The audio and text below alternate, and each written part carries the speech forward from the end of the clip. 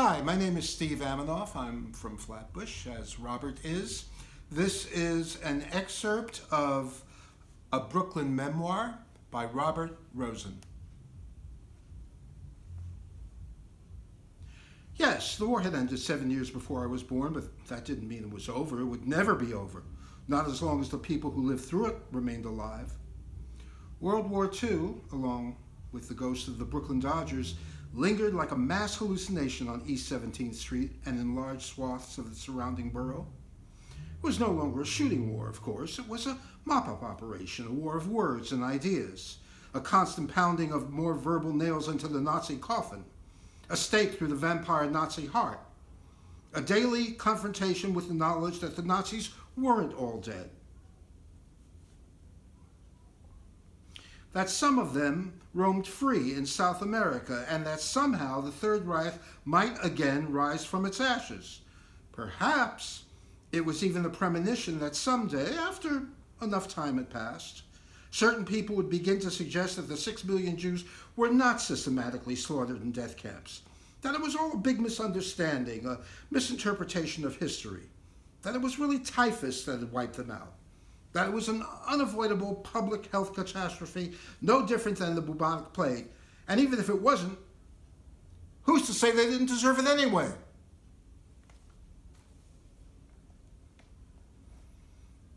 A day never passed when I didn't hear somebody express an opinion about the Nazis, usually my father.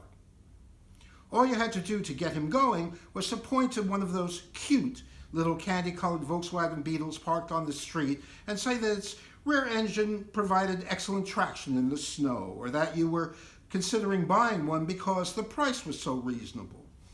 Or, if you really wanted to piss him off, you might try praising the superior quality and craftsmanship of the Mercedes-Benz, that magnificent Teutonic driving machine that had served as the official staff car of the Third Reich. A Jew, at least a Jew with half a brain in his head, would never say such a thing. It was always some goy who said it, usually while thumbing through the latest issue of Motor Trend in my father's candy store. And every time that it happened, my father, who I'd heard, though not from him, had liberated a death camp in the final days of the war and had seen the mountains of corpses and had smelled the decaying flesh and the skeletal survivors barely clinging to life, covered in their own filth. It was the kind of smell that never left you, my mother said.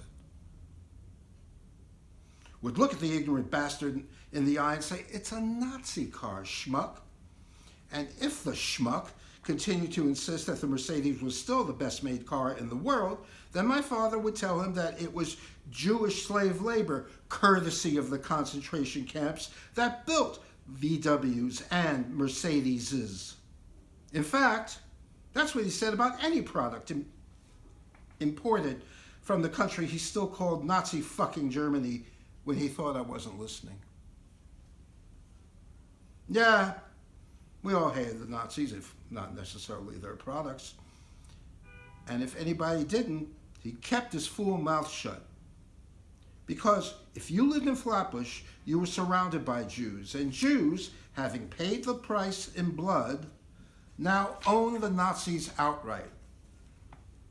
And we could do anything we wanted to them. It was our birthright. If we felt like it, we could kidnap Nazis off the streets of Argentina, drag their arrogant Nazi asses back to Israel, and hang them from the highest lamppost. And nobody, except another Nazi, of course, would say boo. Not to our faces, anyway. Most people, if they knew what was good for them, would pat us on the back and give us a round of applause. Never again, motherfucker, never again! Or we could take it out on Mr. Kruger, our incompetent, uncooperative super who couldn't keep the boiler and washing machines running, couldn't keep the halls clean, and spoke English with a guttural German accent that made him sound like a cartoon Nazi. My father called him that damn Kraut. And the neighborhood kids, Jews and Goyim alike, called his wife Eva Braun and him Mr. Hitler. usually as he was sullenly dragging the trash cans to the curb, which was the only job he seemed to do with any regularity. "Someday you kids will get in trouble for saying that," was the only thing he said in response. We also routinely beat the shit out of the blonde and suspiciously Aryan-looking twin sons, Walter and Carl, who were my age and had been relegated to the dumb class in school due to their language difficulties. Anytime we saw the twins coming down the street, they were always together, someone would call out, "Hey Hitlers, gas any Jews today?" Or the Goyshe variant, "Hey Hitlers, you lost the war, now you gotta pay." Then one or more of us would pummel them with a flurry of body blows. But Walter and Carl were pacifists, and stoics to boot. They never fought back, and they never cried either.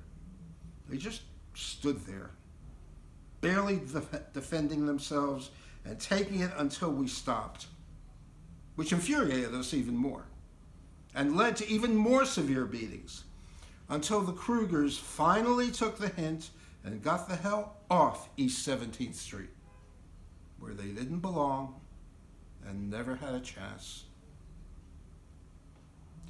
The day we found out that they were moving to California, which sounded as far away as the moon, was the day we saw the movers loading up the truck with their furniture. Walter and Carl stood on the street watching, and as word of their impending departure spread, a half dozen of us surrounded them, and stamping our feet and clapping our hands began chanting, "The Hitlers are moving today, today. The Hitlers are moving today. The Hitlers are moving today, today." 3,200 miles away.